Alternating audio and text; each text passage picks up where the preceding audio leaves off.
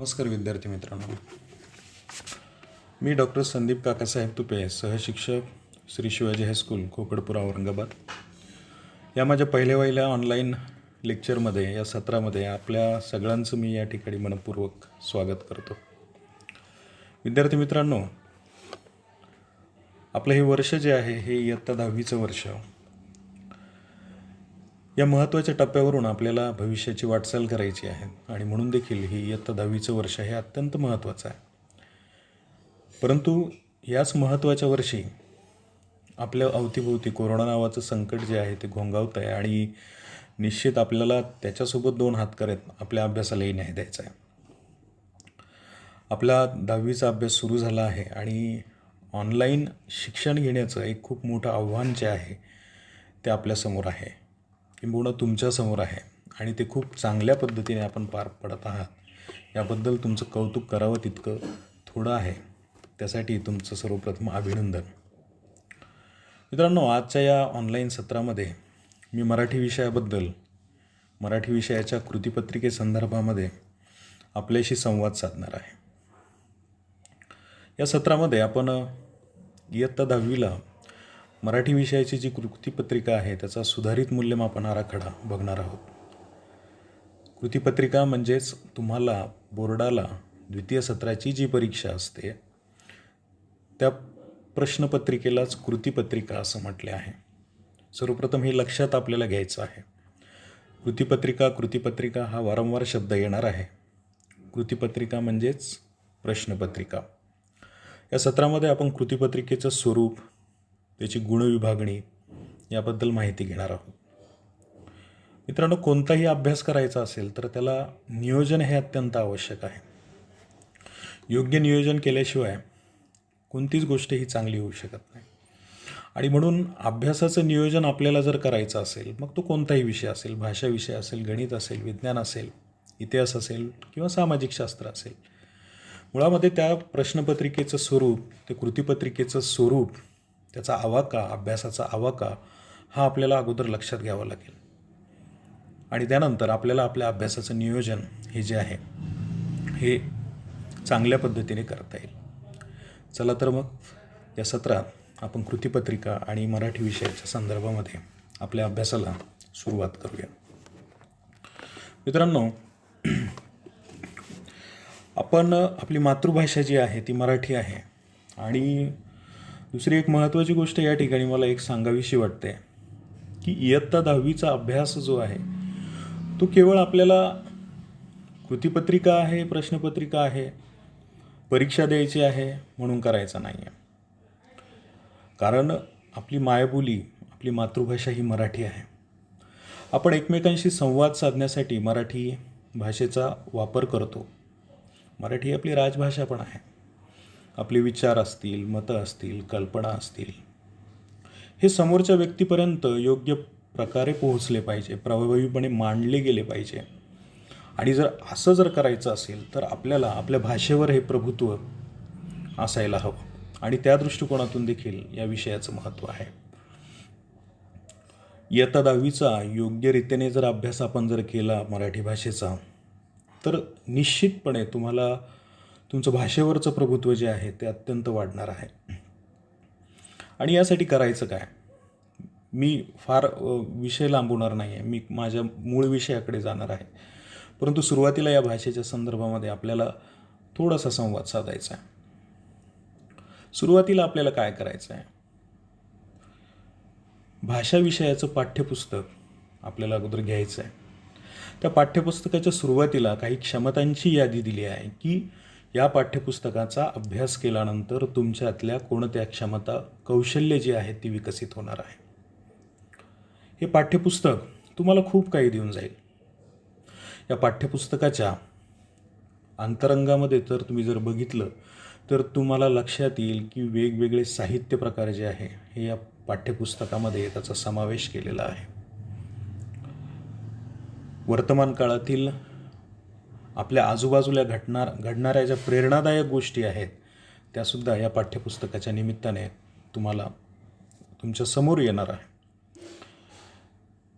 या पाठ्यपुस्तकाचं एक महत्त्वाचं वैशिष्ट्य म्हणजे या पाठ्यपुस्तकामध्ये खाली स्वाध्यायाचं स्वरूप आहे, वेगवेगळ्या रचना आहे, त्याच्यामध्ये सुद्धा वैविध्य जे आहे ते आपल्याला आहे. आणि ह्या सगळ्या गोष्टी ज्या आहेत, या सगळ्या कृती ज्या आहेत, तर तुमची आकलनशक्ती असेल, विचारशक्ती असेल, कल्पनाशक्ती असेल, सृजनशीलता असेल, हे विकसित करण्याच्या दृष्टिकोनातून पाठ्यपुस्तकाची रचना आपल्या महाराष्ट्र राज्य पाठ्यपुस्तकी निर्मिती व अभ्यासक्रम संशोधन मंडळ पुणे या संस्थेने केलेलं आहे. आपण दैनंदिन व्यवहारामध्ये संवाद साधताना मराठी भाषेचा वापर करतो. अगदी मीही आपल्यासोबत या भाषेमध्ये बोलतो आहे. आणि त्या दृष्टीने दैनंदिन व्यवहारामध्ये भाषेचा उपयोग करताना आपल्याला आपली भाषा समृद्ध व्हावी, त्या भाषा समृद्धीमधून तुम्ही समृद्ध व्हावं, आणि यासाठी उपयोजित लेखनाचा भागसुद्धा आहे. आणि तो रोजच्या व्यवहारामध्ये तुम्हाला खूप उपयोगी पडणार आहे. या पाठ्यपुस्तकामध्ये वेगवेगळी संकेतस्थळं आहे. मी जे सुरुवातीला म्हटलं की ऑनलाईन शिक्षण घेण्याचं आव्हान जे आहे ते तुमच्यासमोर आहे. तर ऑनलाईन शिक्षण घेत असताना QR कोड असेल, दीक्षा ॲप असतील, वेगवेगळी संकेतस्थळं असतील, वेगवेगळे यूट्यूब चॅनल्स असतील, याद्वारे आपल्याला अभ्यास करायचा आहे. आणि म्हणून भाषा विषयाचा अभ्यास करताना पाठ्यपुस्तकाची भूमिका ही अत्यंत महत्त्वाची आहे. मग पाठ्यपुस्तकाकडे आपल्याला जायचं आहे. पाठ्यपुस्तकातले एक एक घटक आपल्याला यानंतरच्या तासिकांमध्ये आपण अभ्यासणार आहोत. पण सुरुवातीला आपल्याला कृतीपत्रिकेचा सुधारित मूल्यमापन आराखडा म्हणजेच प्रश्नपत्रिकेचं स्वरूप जे आहे ते लक्षात घेणं अत्यंत आवश्यक आहे. मित्रांनो, आतापर्यंत इयत्ता 9वीपर्यंत तुम्ही वर्षभरामध्ये घटक चाचणी असेल, त्यानंतर प्रथम सत्र असेल, द्वितीय घटक चाचणी असेल आणि द्वितीय सत्र या पद्धतीने केलं. तुमचं मूल्यमापन हे 2 सत्रांमध्ये त्या ठिकाणी केलं जायचं. परंतु इयत्ता 10वीला आपल्याला एक वार्षिक परीक्षा आहे. म्हणजे शालेय स्तरावरती घटक चाचणी असतील, सराव परीक्षा असेल, प्रथम सत्र परीक्षा या होतील.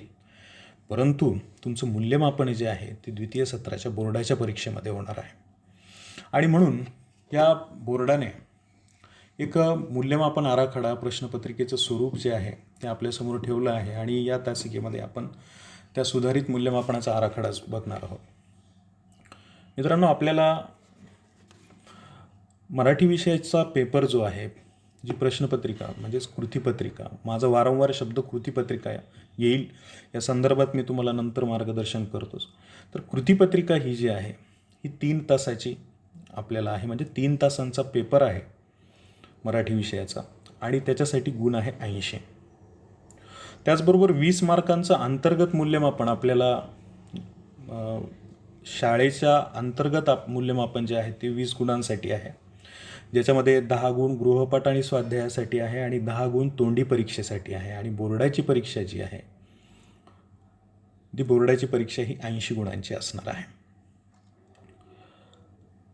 हा कृतीपत्रिकेचा आराखडा बघताना या 80 मार्कांची विभागणी कशी आहे तर ती आपण सुरुवातीला या ठिकाणी बघूयात.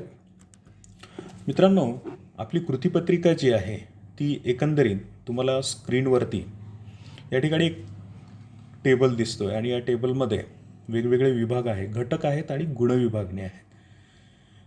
याच्यामध्ये आपली कृतीपत्रिका, जशी ही बोर्डाची कृतीपत्रिका माझ्या हातामध्ये आहे या वर्षीची. या कृतीपत्रिकेची विभागणी जी आहे ती 5 भागांमध्ये केलेली आहे, ज्याच्यामध्ये गद्य म्हणजेच धडे हे 18 गुणांसाठी विचारल्या जाणार आहेत.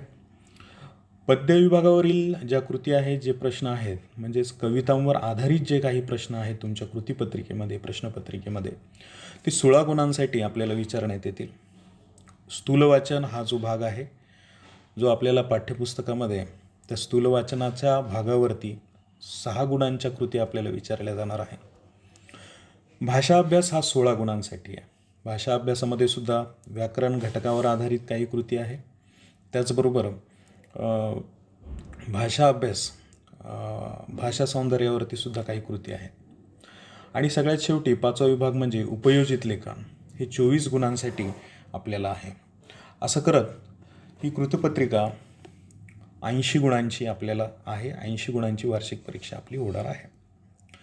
मग याचा पहिला विभाग जो आहे, त्या पहिल्या विभागाकडे जाऊत की तुम्हाला त्या कृतीपत्रिकेमध्ये कसे मार्कांची विभागणी असेल, गुणांची विभागणी असेल.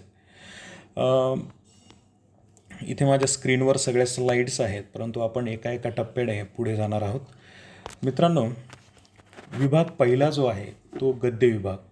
म्हणजेच आपल्याला पाठ्यपुस्तकामध्ये जे काही धडे आहेत त्या धड्यावरती कृतीपत्रिकेमध्ये ज्या काही कृती विचारण्यात येणार आहेत त्या एकूण 18 गुणांसाठी आहे.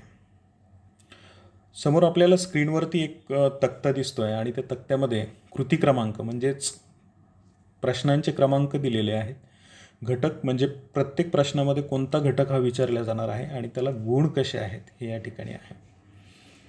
आपल्याला लक्षात येईल की प्रश्न पहिला अ जो आहे, कृती क्रमांक 1 जी आहे, त्यामध्ये पठित उतारा आपल्याला दिला जाईल. पठित उतारा म्हणजे तुमच्या पाठ्यपुस्तकामध्ये अंतर्भाव असलेल्या धडा जो आहे त्या धड्यातील एक उतारा तुम्हाला कृतीपत्रिकेमध्ये दिला जाईल आणि त्यावर आधारित प्रश्न जे आहेत, कृती ज्या आहेत त्या 7 गुणांसाठी असतील. उदाहरणार्थ मार्च 2020ला या ठिकाणी अशा पद्धतीने एक उतारा दिलेला आहे आणि खाली कृतींची रचना केलेली आहे. कृती क्रमांक 1A मध्ये सुद्धा एक पठित उतारा दिला जाणार आहे, तो सुद्धा 7 गुणांसाठी आहे. या 7 गुणांची जर विभागणी आपण बघितली तर प्रत्येकी खाली तुम्हाला या पिवळ्या रंगामध्ये खाली टीप म्हणून 2 त्या ठिकाणी मुद्दे दिलेले आहेत. त्यातला पहिला मुद्दा मी वाचतो की 2 पठित उतार्यामध्ये ही 7 गुणांची विभागणी कशी असेल बघा. आकलन कृती 2, आकलन कृती 2 आणि स्वमत हे 3 गुणांसाठी विचारल्या जाईल. आता आकलन कृती काय, आपण सविस्तर या गोष्टी बघणारच आहोत. आज तर या तासामध्ये फक्त आपल्याला कृतीपत्रिकेचा आराखडा बघायचा आहे, परंतु संक्षिप्त स्वरूपात काही संकल्पना देखील या ठिकाणी तुमच्या स्पष्ट करू इच्छितो. मित्रांनो, आकलन कृती म्हणजे काय? आपण एखादा पाठ्यांश असेल, एखादा धडा असेल, एखादा उतारा असल्यानंतर आपल्याला त्या उतार्यामधून, त्या पाठ्यांशामधून, त्या धड्यामधून जे काही समजतं ते म्हणजे आकलन. आणि अशा प्रकारच्या आकलन कृती 2-2 गुणांच्या तुम्हाला विचारण्यात येतील प्रत्येक पठित उतार्यामध्ये. म्हणजे अगदी वस्तुनिष्ठ स्वरूपाच्या या आकलन कृती असतील की ज्यामध्ये तुम्ही पैकीच्या पैकी मार्क हे घेऊ शकतील. या 2 पठित उतार्यामध्ये स्वमत अभिव्यक्तीवरती 3 गुणांचा प्रश्न आहे. आता स्वमत आणि अभिव्यक्ती हा सुद्धा मुद्दा जो आहे हा स्थूल वाचनाच्या वेळेस अधिक चांगल्या पद्धतीने मी तुम्हाला स्पष्ट करून सांगेल. स्वमत आणि अभिव्यक्ती म्हणजेच एखाद्या उतार्यावरती, एखाद्या पाठ्यांशावरती तुमचं मत काय आहे. म्हणजे तुमच्या आजूबाजूला, तुमच्या दैनंदिन व्यवहारामध्ये तुम्हाला आलेले अनुभव असतील किंवा तुम्ही ज्या पद्धतीने अभिव्यक्त होतात, या पद्धतीचा स्वमत आणि अभिव्यक्ती हा प्रश्न आहे. हा 3 गुणांचा आहे. कृती क्रमांक 1A पठित उतारा, 1A पठित उतारा 7-7 गुणांसाठी आहे आणि कृती क्रमांक 1E म्हणजेच प्रश्न पहिला ई हा तुम्हाला पाठ्यपुस्तकाच्या बाहेरचा एक उतारा अभ्यासाला राहणार आहे आणि तो 4 गुणांसाठी असेल. या गुणांमध्ये, या अपठित उतार्यामध्ये 2 गुणांच्या 2 आकलन कृती ज्या आहेत म्हणजे 4 कृती विचारल्या, 4 गुणांची कृती विचारल्या जाईल. या अपठित उतार्यामध्ये स्वमत अभिव्यक्तीची कृती या ठिकाणी विचारल्या जाणार नाही. हे सुद्धा महत्त्वाचं आहे. म्हणजे अशा पद्धतीचं गद्य विभागाची ही विभागणी म्हणजे 18 गुणांवरती आपल्या पाठ्यपुस्तकातील धड्यांवरती आधारित प्रश्न आपल्याला आपल्या कृतीपत्रिकेमध्ये म्हणजेच प्रश्नपत्रिकेमध्ये विचारण्यात येणार आहे. दुसरा विभाग जो आहे तो महत्त्वाचा विभाग म्हणजे पद्य. पद्य विभाग हा एकूण 16 गुणांसाठी आपल्याला आहे. पद्य विभाग म्हणजे तुमच्या पाठ्यपुस्तकामध्ये असलेल्या कवितांवर आधारित प्रश्न यामध्ये विचारले जातील. यामध्ये परत एक तुम्हाला समोर टेबल दिसतो. यामध्ये कृती क्रमांक दिलेले आहेत, घटक दिलेले आहे आणि गुण दिलेले आहे. कृती क्रमांक 2E पठित पद्य 8 गुणांसाठी. तुम्हाला अभ्यासक्रमाला तुमच्या पाठ्यपुस्तकामध्ये असलेल्या कवितेवर आधारित एक कविता जी आहे ती तुम्हाला दिल्या जाईल आणि ती 8 गुणांसाठी असेल. कृती क्रमांक 2A जी आहे ही कवितेवर आधारित कृती आहे, कवितेवरील आधारित कृती आहे. येत्या 9वीला तुम्ही ही कृती सोडवलेली आहे. यावर सुद्धा पुढच्या स्लाईडमध्ये आपण थोडंसं सविस्तर बघणार आहोत. ही 4 गुणांसाठी आहे. दुसरा ई जो आहे हा रसग्रहणाचा प्रश्न आहे. रसग्रहणाची ही कृती आहे. ही 4 गुणांची आहे. आता याची विभागणी परत खाली जो मुद्दा दिलेला आहे तो आपण वाचूयात. बघा, पठित पद्य कृतीमध्ये पाठ्यपुस्तकातील एक कविता दिली जाईल.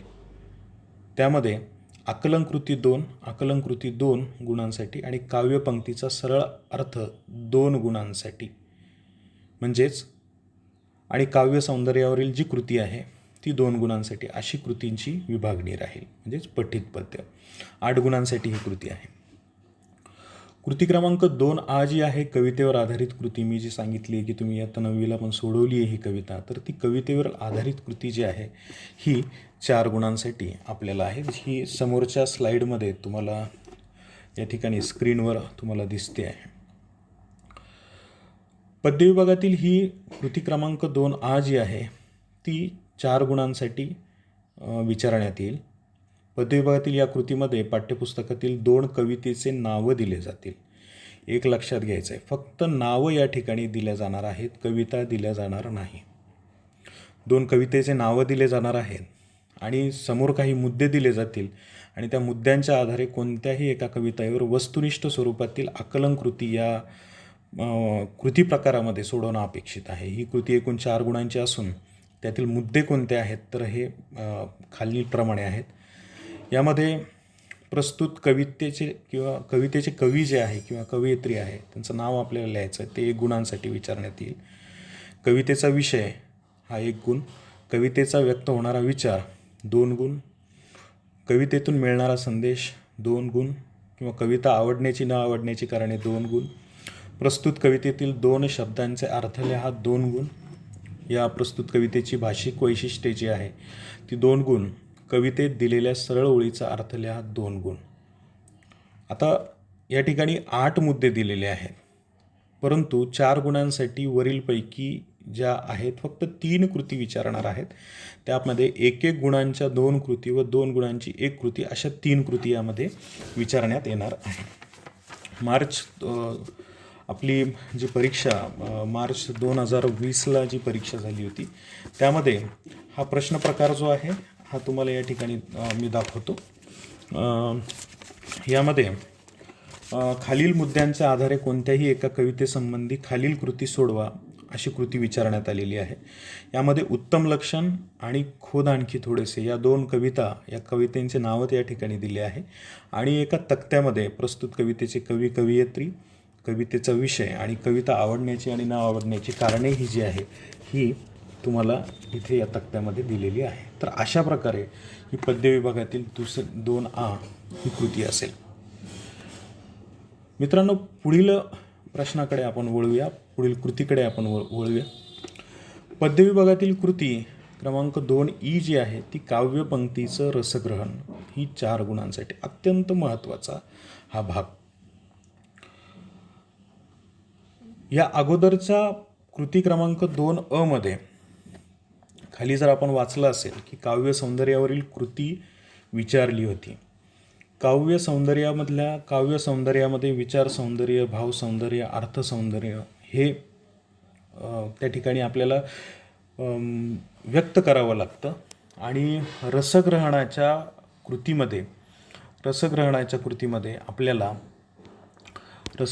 कृतीमध्ये मुद्द्यांच्या आधारे एका कवितेच्या पंक्तींचं रसग्रहण हे जे आहे ते करावं लागतं. हा प्रश्न.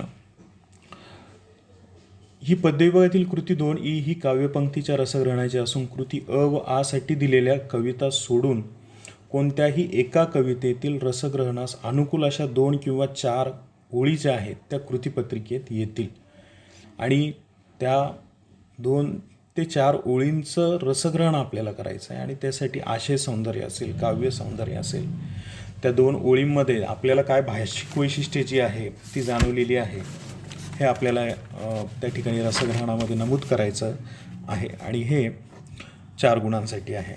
मार्च 2020च्या कृतीपत्रिकेमध्ये ज्या पंक्ती आल्या होत्या काव्यपंक्ती त्या इथे बघा. खालील दिलेल्या काव्यपंक्तीचं रसग्रहण करा.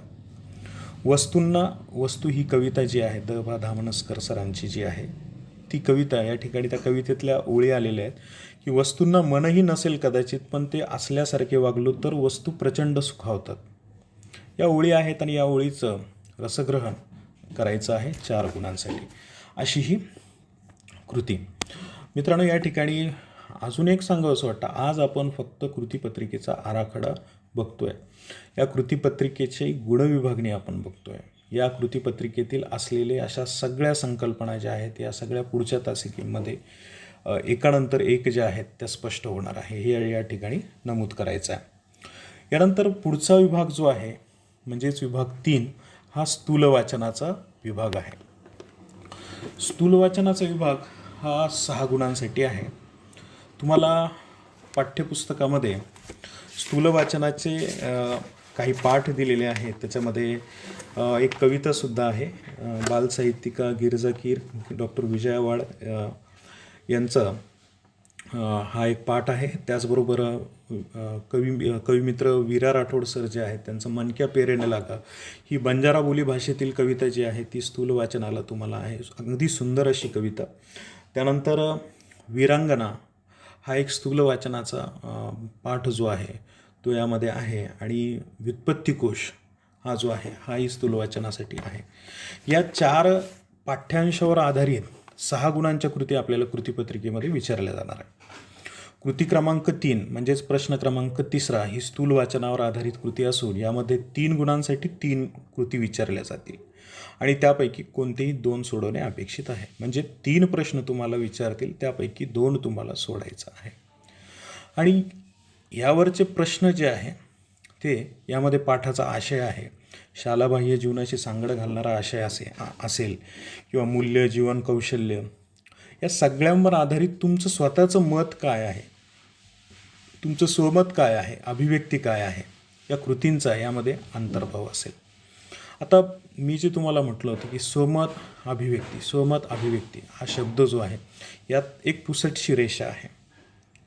या ठिकाणी जरी ते ऑब्लिकमध्ये दिले जरी असेल, पर्याय जरी त्याला दिला असेल स्वमत आणि अभिव्यक्ती, तरी स्वमत हे वेगळं आहे आणि अभिव्यक्ती हे वेगळं आहे, हे या ठिकाणी लक्षात घ्यायचं आहे. तर या संदर्भातही स्थूल वाचनाच्या पाठामध्ये ही संकल्पना जी आहे ही आपण स्पष्ट करणार आहोत. तर अशा प्रकारे विभाग 3 जो आहे स्थूल वाचनाचा हे एकंदरीत 6 गुणांसाठी आहे. यानंतर सगळ्यात महत्त्वाचा भाग जो आहे मित्रांनो, आतापर्यंत आपण पाठ्यपुस्तकामध्ये असलेले गद्य आहे, पद्य आहे, स्थूल वाचन आहे, याचा एकंदरीत या ठिकाणी उहापोह केला आणि त्यामध्ये जवळपास स्थूल वाचनापर्यंत आपण आलो आहोत. आपण पुढचा विभाग आता घेणार आहोत. पुढचा विभाग जो आहे विभाग 4 भाषा अभ्यास आणि हा एकंदरीत 16 गुणांसाठी आहे. ज्या विद्यार्थ्यांना चांगले गुण जे आहे हे परीक्षेमध्ये मिळवायचे आहेत त्यांनी भाषा अभ्यास 16 गुण आणि उपयोजित लेखन 24 म्हणजे 24 आणि 16 40 गुण जे आहेत ते शेवटच्या 2 विभागांना आहे, हे लक्षात घ्यायचं आहे. म्हणजे जवळपास आपल्या कृतीपत्रिकेतील 50% कृती ज्या आहेत या 4थ्या आणि 5व्या भागामध्ये आहेत आणि अत्यंत सरावाने चांगल्या पद्धतीने जर आपण सराव जर केला, चांगल्या पद्धतीने प्रत्येक भाग या 2 भागातला जर आपण लक्षात घेतला तर आपल्याला निश्चित चांगले गुण मिळणार आहे. आणि त्या दृष्टिकोनातून कृतीपत्रिकेमध्ये विचारण्यात येणारा 4था आणि 5वा विभाग जो आहे हा अत्यंत महत्त्वाचा आहे. विभाग 4 भाषा अभ्यास एकूण 16 गुणांसाठी हा विचारला जातो. यामधील 2 कृती या ठिकाणी असतात, ह्याही आपल्याला सविस्तर बघायच्या आहेत. कृती क्रमांक 4 ही व्याकरण घटकावर आधारित कृती आहे.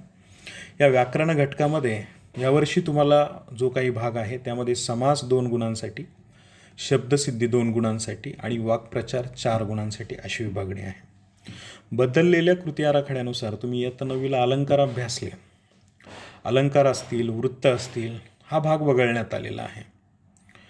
त्यामुळे कोणता भाग वगळण्यात आलेला आहे, कोणता भाग पाठ्यपुस्तकामध्ये आहे आणि कोणता भाग कृतीपत्रिकेमध्ये येणार आहेत हे समजून घेणं अत्यंत आवश्यक आहे. अलंकार इयत्ता 10वीला नाही आहे. इयत्ता 10वीला समास 2 गुणांसाठी, व्याकरणामध्ये व्याकरण विभागात समास 2 गुणांसाठी, शब्दसिद्धी 2 गुण आणि वाक्प्रचार 4 गुण अशी गुण विभागणी आहे. 4था आ ही कृती जी आहे ही यामध्ये 8 भाषिक घटकावर आधारित या कृती आहेत आणि या 8 गुणांसाठी आहे आणि अत्यंत सोपी अशी कृती आहे. शब्दसंपत्ती 4 गुणांसाठी, लेखन नियमानुसार लेखन जे आहे ते 2 गुणांसाठी, विरामचिन्हे 1 गुण आणि पारिभाषिक शब्द किंवा प्रचलित मराठीतील प्रमाण भाषेतील शब्द 1 गुण अशी एकंदरीत या घटकाची विभागणी आपल्याला असणार आहे. यामध्ये चौथा विभाग जो बघितला त्यातील एक व्याकरण घटक ज्यावेळेस आपण सविस्तर घेऊ त्यावेळेस या कृतीमध्ये कसं वैविध्य आहे, कोणकोणत्या वेगवेगळ्या प्रकारे या कृती विचारल्या जातात हे आपल्याला बघायचं आहे. आता विभाग 5वा, त्या 5व्या विभागाकडे थोडंसं वळूयात आणि 5व्या विभागामध्ये 5वा विभाग थोडासा सविस्तर आपण बघूयात. उपयोजित लेखन हा 5वा विभाग आहे. यामध्ये एकूण 24 गुणांसाठी हा विभाग आहे. या विभागावर 24 गुणांच्या कृती आपल्याला विचारण्यात येणार आहे. समोरच्या तक्त्यामध्ये आपल्याला कृती क्रमांक, त्यातील घटक आणि गुणांची विभागणी दिसते. यामध्ये कृती क्रमांक 5 पत्रलेखन किंवा सारांश लेखन आपल्याला करायचं आहे. पत्रलेखन सारांश लेखन 6 गुणांसाठी. पत्रलेखन किंवा म्हणतोय, पत्रलेखन किंवा सारांश लेखन हे सविस्तर पुढे बघूयात. त्यानंतर जाहिरात लेखन, बातमी लेखन आणि कथालेखन या 3 घटकांपैकी 2 घटकांवर आधारित कृती आपल्याला करायची, ते 10 गुणांसाठी आहे. आणि लेखन कौशल्य म्हणजेच निबंध लेखन आपण त्याला म्हणूयात, हे लेखन कौशल्य 8 गुणांसाठी आपल्याला विचारण्यात येतील. या ठिकाणी एक छोटीशी मिस्टेक, या ठिकाणी चूक या ठिकाणी झालेली आहे. एकूण गुण इथे 18 दाखवलेले आहेत, एकूण गुण 24 आहे. इथे स्लाईड तयार करताना ही चूक झालेली आहे, ही लक्षात घ्यायचं आहे. मित्रांनो, इयत्ता 10वीमध्ये लेखन कौशल्यांचा विकास आणि त्याचा दैनंदिन जीवनामध्ये भाषिक व्यवहारामध्ये उपयोग होईल असे घटक जे आहे या विभागांतर्गत घेतलेले आहे. आणि म्हणून हा अत्यंत महत्त्वाचा विभाग आहे. मी सुरुवातीलाच तुम्हाला म्हटलं आहे की दैनंदिन व्यवहारामध्ये आपल्याला पावलोपावली मराठी भाषेचा वापर करावा लागतो आणि त्यामुळे आपली भाषा ही उत्तम झाली पाहिजे, त्या भाषेवर आपलं प्रभुत्व असलं पाहिजे. आणि म्हणून या पाठ्यपुस्तकातील उपयोजित लेखन हा भाग जो आहे हा अत्यंत महत्त्वाचा असा भाग आहे. याची विभागणी कशी आहेत हे आपण बघूयात. उपयोजित लेखन कृती क्रमांक 5 जो आहे, या कृतीमध्ये पत्रलेखन किंवा सारांश लेखन यापैकी एक कृती सोडवायची आहे आणि ही कृती 6 गुणांसाठी आपल्याला विचारल्या जाईल. पत्रलेखन आपण आतापर्यंत 5वीपासून पत्रलेखन करत आलेलो आहोत, परंतु यावर्षीच्या पत्रलेखनाचा अभ्यास जो आहे हा थोडासा वेगळ्या पद्धतीने आपल्याला करायचा आहे. पत्रलेखनाचे जे 2 प्रकार आहेत, औपचारिक पत्र आणि अनौपचारिक पत्र, त्यामधील औपचारिक पत्रामध्ये किंवा कार्यालयीन पत्र आपण त्याला म्हणू हवं तर, या कार्यालयीन पत्रामध्ये मागणी पत्र आणि विनंती पत्र हे तुम्हाला अभ्यासाला आहे. अनौपचारिक पत्र यामध्ये अभिनंदनपर पत्र जे आहेत ते तुम्हाला आहे. आणि सर्वात महत्त्वाचं की पत्रलेखनाचा अभ्यास आपल्याला जो करायचा आहे तो वेगळ्या पद्धतीने करायचा आहे. यावर एक स्वतंत्र सेशन आपलं होईल. या पत्रलेखनाचा अभ्यास आपल्याला जो करायचा आहे, या पत्रलेखनासाठी अभ्यासक्रमामध्ये ई पत्राचा आराखडा आपल्याला स्वीकारलेला आहे बोर्डाने आणि त्याच्यामुळे पारंपरिक पत्रलेखनाच्या पद्धतीपेक्षा ही एक वेगळी पद्धत आपल्याला या ठिकाणी दिसून येईल. ई पत्राचा आराखडा म्हणजे आपण बघतोय आता ऑनलाईन शिक्षणाचं युग आहे. आपण प्रत्येकाचा ईमेल असेल, आपण ईमेल जो पाठवतो त्या ईमेल स्वरूपामध्ये पत्रलेखन आपल्याला करायचं आहे. तर त्या पत्रलेखनाच्या तासिकामध्ये ही संकल्पना आपली स्पष्ट होईल. त्याचबरोबर सारांश लेखन आपल्याला करायचं आहे. या उपयोजित लेखनामध्ये ही कृती जी आहे ही 6 गुणांसाठी आहे, परंतु एक लक्षात घ्यायचं आहे, पत्रलेखन किंवा सारांश लेखन हा जो आहे हे एकमेकांना या ठिकाणी विकल्पामध्ये आहे. सारांश लेखन जे आहे की विभाग 1 मधील कृती 1 मध्ये दिलेला अपठित उत्तराचा 1/3 इतका सारांश 35 ते 40 शब्दामध्ये लिहिणं अपेक्षित आहे. आता सारांश लेखन म्हणजे काय? आपण जे काही वाचतो, मग पाठाचा उतारा असेल, एखादं धडा असेल, त्यातील आशय हा आपल्या शब्दात थोडक्यात मांडणं म्हणजेच सारांश. सारांश लेखनाच्या तासिकेमध्ये हा सुद्धा भाग आपला, ही सुद्धा संकल्पना आपली स्पष्ट होणार आहे. परंतु एक महत्त्वाची या ठिकाणी सूचना की सारांश लेखन हे 35 ते 40 शब्दामध्ये लिहिणं अपेक्षित आहे. आणि सर्वात महत्त्वाचं की सारांश लेखनासाठीचा जो उतारा आहे तर आपल्याला कोणत्या उतार्याचं करायचं आहे, तर विभाग 1 मध्ये कृती 1 मध्ये आपल्याला एक अपठित उतारा दिलेला आहे. म्हणजे पाठ्यपुस्तकाच्या बाहेरचा उतारा जो आपल्याला विभाग 1 मध्ये कृती क्रमांक 1 मध्ये दिलेला आहे, त्या उतार्याचं 1/3 सारांश आपल्याला 35 ते 40 शब्दामध्ये लिहिणं अपेक्षित आहे. यामध्ये उतार्यातील विचार स्वतःच्या शब्दामध्ये थोडक्यात आपल्याला मांडायचं आहे आणि सारांश लेखनाला योग्य शीर्षक द्यायचं आहे. म्हणजे पत्रलेखन किंवा सारांश लेखन अशी ही कृती 6 गुणांसाठी आपल्याला विचारण्यात येईल. पुढच्या स्लाईडकडे वळूया. उपयोजित लेखनातील कृती 5A मध्ये जाहिरात लेखन, बातमी लेखन आणि कथालेखन हे 3 घटकावर आधारित कृती तुमच्या कृतीपत्रिकेमध्ये देण्यात येईल आणि त्यापैकी 2 कृती आपल्याला सोडवायच्या आहेत. एकूण 10 गुणांसाठी ही कृती क्रमांक 5A आहे किंवा 5A ही कृती 10 गुणांसाठी आहे. यामध्ये जाहिरात लेखन, बातमी लेखन आणि कथालेखन या 3 कृती प्रकारांपैकी 2 कृती आपल्याला सोडवायच्या आहेत. आता मग जाहिरात लेखनाकडे येऊया.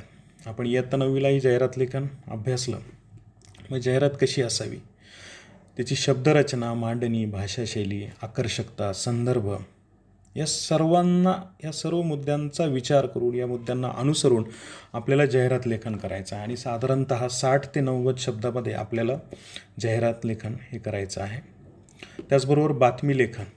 आता बातमी लेखन आपल्या शाळेमध्ये शालेय स्तरावरती विविध कार्यक्रम हे होत असतात आणि अशा प्रकारच्या बातम्या ज्या आहेत, असं बातमी लेखन आपल्याला करण्यासाठी कृती विचारण्यात येईल. तर मग बातमी कशी असावी, तर बातमी लेखन करताना शब्दमर्यादा आपल्याला पाळायची आहे 60 ते 90 शब्द. स्थळ, काळ याचा बातमीमध्ये आवर्जून उल्लेख केला पाहिजे. वाक्य छोटी असावीत, परिच्छेद लहान असावा. बातमी नेहमी भूतकाळात लिहिली जावी आणि बातमीला योग्य शीर्षक द्यावं. हे महत्त्वाचे मुद्दे यामध्ये सांगता येतील. आणि कथालेखन. गोष्टी आपल्याला ऐकायला खूप आवडतात. आपल्याला ऐकायला आवडतात छान छान गोष्टी, कथा आहेत, या आपण त्या कथांमध्ये हरवून जातो. परंतु कथालेखन करणं हे सुद्धा एक कौशल्य आहे. या कौशल्याचा विकास अधिक व्हायला पाहिजे. एखाद्या मुद्द्यावर आधारित तुम्हाला त्याचं वर्णन करून किंवा एखादा मुद्दा आहे तो खूप चांगल्या पद्धतीने तुम्हाला तुमच्या लिखाणामधून मांडता आला पाहिजे. हा या कृतीचा मुख्य उद्देश आणि म्हणून हा सुद्धा भाग एक महत्त्वाचा भाग म्हणून तुमच्या कृतीपत्रिकेतील सांगता येईल. कथालेखन करताना शब्दमर्यादा 60 ते 90 शब्द असावी. त्या कथेमधला काळ जो आहे तो किंवा त्या कथेमधली संवाद जे आहे, त्यामध्ये तुम्ही जे पात्र घेणार आहेत, या सर्वांची आकर्षक मांडणी आपल्याला त्या कथेमध्ये करायची आहे. आणि कथा नेहमी ही घडून गेलेली असते, म्हणूनच कथा ही भूतकाळात लिहिली जावी, हे सुद्धा या ठिकाणी महत्त्वाचं आहे.